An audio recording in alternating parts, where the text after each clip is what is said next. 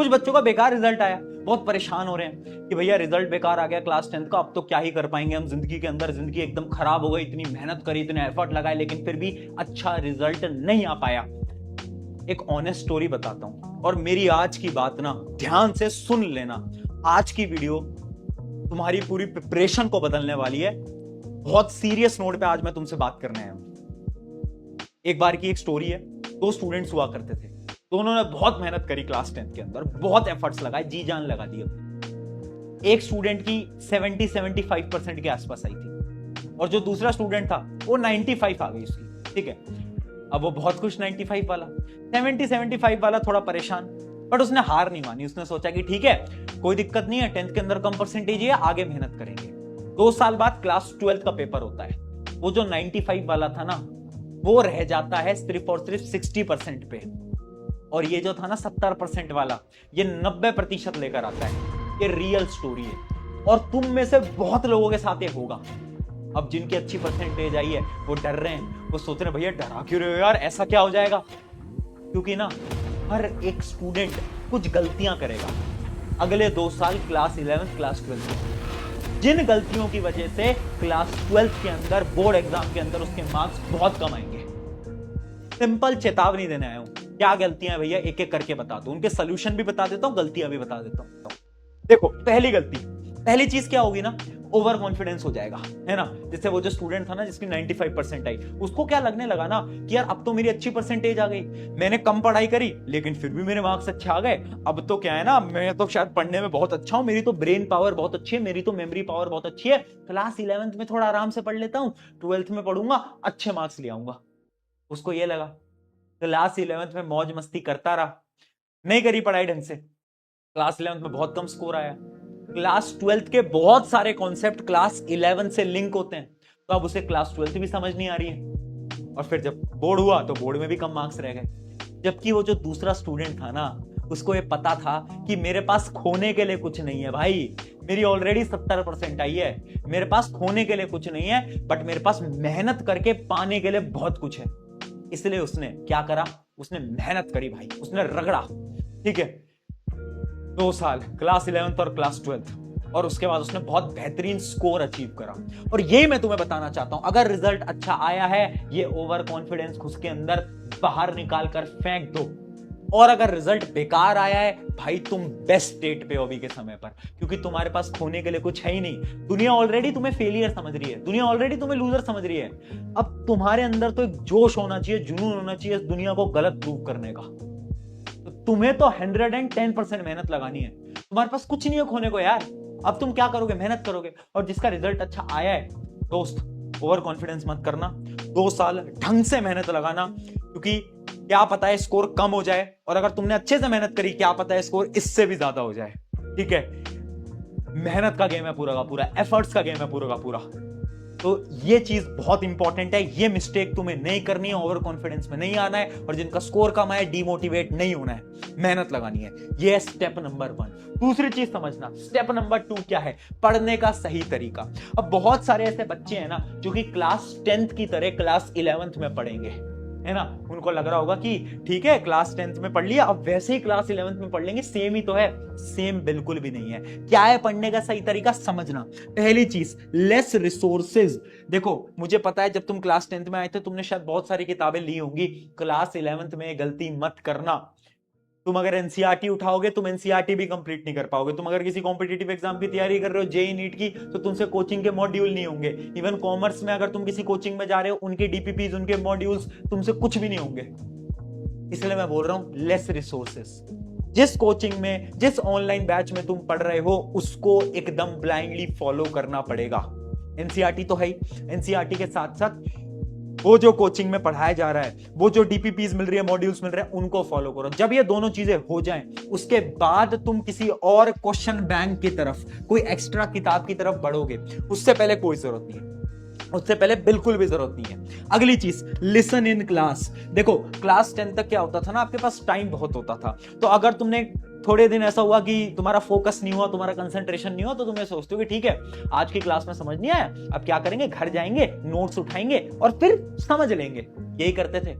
Class 11th में time ही नहीं मिलेगा, 1% टाइम नहीं मिलेगा। अगर तुमने क्लास में कंसंट्रेशन से नहीं सुना ना, तो ये तो तुम भूल जाओ कि तुम घर आके उसको समझ लोगे, क्योंकि एक तो टॉपिक थोड़े हाई लेवल पहुंच चुके हैं, टाइम तुम्हारे पास है नहीं। तुम्हें रियलाइज हो गया होगा, स्कूल्स वगैरह स्टार्ट हो गए होंगे, कोचिंग स्टार्ट हो गई होंगी, अब तुम्हें रियलाइज हो गया होगा कि टाइम नहीं है भाई, बिल्कुल भी नहीं है टाइम।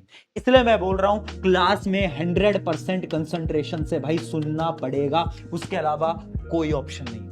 अगली चीज समझना, नोट्स मत बनाओ। अब ये एक ऐसी टिप है, एक ऐसी स्ट्रैटेजी है जो कि तुम्हें ऐसा लगेगा कि प्रशांत भैया क्यों बोल रहे हैं, पर तुम्हारे भलाई के लिए बोल रहा हूं। स्पेशली अगर तुम जेई नीट जैसे एग्जाम की तैयारी कर रहे हो, सुंदर सुंदर नोट्स मत बनाना, हाथ जोड़ के बोल रहा हूं। नोट्स बनाना अपना टाइम वेस्ट करने के बराबर है ना। बस ऐसे नोट्स बनाओ जो कि तुम्हें समझ में आए। हाँ, नोट्स रिवीजन के लिए इंपॉर्टेंट है कि एग्जाम है तो रिवाइज कैसे करेंगे भैया, नोट्स से करेंगे, बिल्कुल करेंगे, ऑब्वियस सी बात है। बस नोट्स ऐसे बनाओ, जल्दी जल्दी बनाओ, बेकार हैंडराइटिंग में बनाओ, बट उसमें टाइम वेस्ट मत करना। मेरा इंपॉर्टेंट पॉइंट ये है, मुझे नोट्स बनाने से कोई प्रॉब्लम नहीं है, मुझे प्रॉब्लम है नोट्स में टाइम वेस्ट करने से।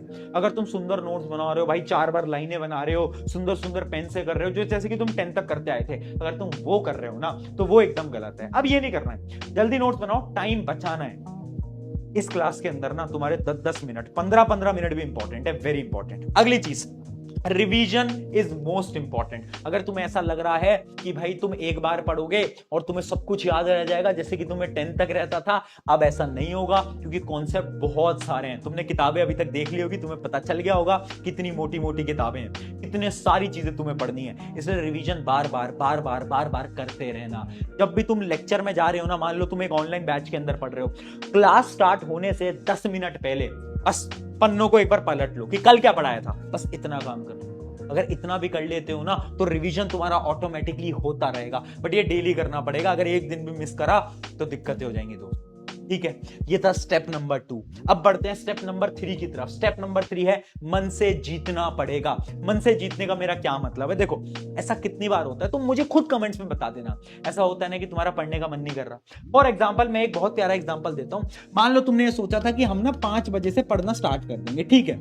अब क्या हुआ कि तुम्हारा पढ़ने का मन नहीं हो रहा, तुम बेड पे आराम से लेटे हुए हो, बिल्कुल तुम्हारा उठने का मन नहीं कर रहा, और तब हो जाते हैं 5-10। कितने हो जाते हैं? 5-10। और फिर तुम खुद से बोलते हो कि 5-10 हो गए हैं, चलो ऐसा करते हैं थोड़ी देर और मोबाइल फोन वगैरह चला लेते हैं, और ना 5:30 यानी 5:30 से पढ़ना स्टार्ट करेंगे। ऐसा बोलते हो तो एक बार कमेंट में बताओ, बोलते हो ना? 90% बच्चे ये खुद से कर रहे हैं। पता है इसको हम क्या बोलते हैं? मन से हार जाना। तुम्हारे दिमाग ने तुम्हें डिफीट कर दिया है भाई। आज तुम उस स्थिति में बैठे हो ना जिसके अंदर तुम्हारा दिमाग तुम्हें बेवकूफ बना रहा है। वो तुमसे बोल रहा है कि 10 मिनट और, 15 मिनट और, आधे घंटे और इस लूप के अंदर तुम अपना पूरा का पूरा दिन खराब कर रहे हो। तुम्हें भी पता है, मुझे भी पता है। ठीक है, क्या सोल्यूशन है? Every 5 minute is important for me. ये खुद से हमें बोलना पड़ेगा, यानी हर 5 मिनट मेरे लिए इंपॉर्टेंट है। अगर 5 बजे सोचा था पढ़ने बैठेंगे, और अगर 5:05 भी हुए हैं ना, तो वो 5 मिनट भी इंपॉर्टेंट है। तो भाई उसी समय पर मोबाइल फोन छोड़ो, पढ़ने बैठो। ये फर्क नहीं पड़ता कि अभी तक तुमने कितना टाइम खराब कर दिया है, फर्क इस बात से पड़ता है कि अब तुम्हारे पास कितना टाइम बचा है, वो इंपॉर्टेंट है। तो ये मत सोचो कि अब तो 15 मिनट बाद पढ़ेंगे, आधे घंटे बाद पढ़ेंगे, 1 घंटे बाद पढ़ेंगे। अरे छोड़ो यार, अगर तुम्हारे पास रात को 10 मिनट भी है ना पढ़ने के लिए, मान लो तुम किसी फंक्शन से आए हो, किसी शादी से आए हो, और तुम्हारे पास सिर्फ 10 मिनट है, 10 मिनट बाद तुम सोने जा रहे हो, उस 10 मिनट में भी पढ़ाई करना, ये इंपॉर्टेंट चीज है। ठीक है, ये करना पड़ेगा। तो इसलिए मैं बोल रहा हूं, एक माइंडसेट बनाओ, हर 5 मिनट इंपॉर्टेंट रहेंगे तुम्हारे लिए। हमें अपने मन को हराना पड़ेगा, मन से जीतना पड़ेगा, वेरी इंपॉर्टेंट। ठीक है, अगले स्टेप की तरफ बढ़ते हैं। नेक्स्ट स्टेप, बैकलॉग्स तो मत बनने देना। मुझे पता है अभी तक बहुत ऐसे स्टूडेंट्स होंगे जिनकी ऑलरेडी बैकलॉग्स बन चुकी होंगी, है ना। ऐसा लग रहा है कि भैया अभी तो स्टार्ट हुई थी क्लास 11th और बैकलॉग पे बैकलॉग बनती जा रही है। देखो दोस्त, बैकलॉग एक ऐसी चीज है ना जिसको तुम कंप्लीट नहीं कर पाओगे। तुम अपने सीनियर से पूछना जो कि क्लास 12th के अंदर है। पता है वो क्या बोलते हैं? वो बोलते हैं, प्रशांत भैया काश ना हम क्लास 11th में ढंग से पढ़ लिए होते। क्लास 11th में अगर हमारी बैकलॉग नहीं बनी होती ना, तो क्लास 12th में हमें कोई दिक्कत नहीं आती। वो ये इसलिए बोलते हैं क्योंकि 11th के अंदर अगर तुम्हारी एक सब्जेक्ट की भी बैकलॉग बन गई ना, एक चैप्टर भी तुम्हारा बैकलॉग मिल गया, तो तुम्हें टाइम ही नहीं मिलेगा उसको कवर करने का। 10th में तो टाइम मिल जाता था ना, क्योंकि स्कूल के अंदर कोर्स तुम्हारा बहुत जल्दी खत्म हो जाता था, सितंबर अक्टूबर में। यहां पर कोर्स खत्म ही नहीं होगा, दिसंबर जनवरी चला जाएगा बट तुम्हारा कोर्स खत्म नहीं होगा, इतना सारा कोर्स है। इसलिए मैं बोल रहा हूं बैकलॉग मत बनने देना। अगर बैकलॉग बन रही है ना, अभी तक जितनी बन चुकी हैं उनको कंप्लीट करो।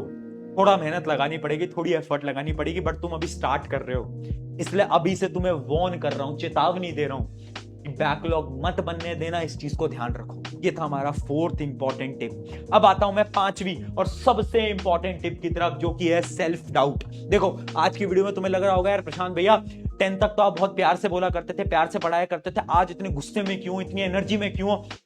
देख, तेरा बड़ा भाई हूं, तेरे भले के लिए बोल रहा हूं, मेहनत लगानी पड़ेगी। अगर तू ये सोच रहा है, तू ये सोच रही है कि बिना मेहनत के अच्छे मार्क्स आ जाएंगे, नहीं आएंगे, बिल्कुल नहीं आएंगे, ठीक है? इसलिए आज मैं तुझे एकदम खुले में बोल रहा हूं कि मेहनत लगा लेना।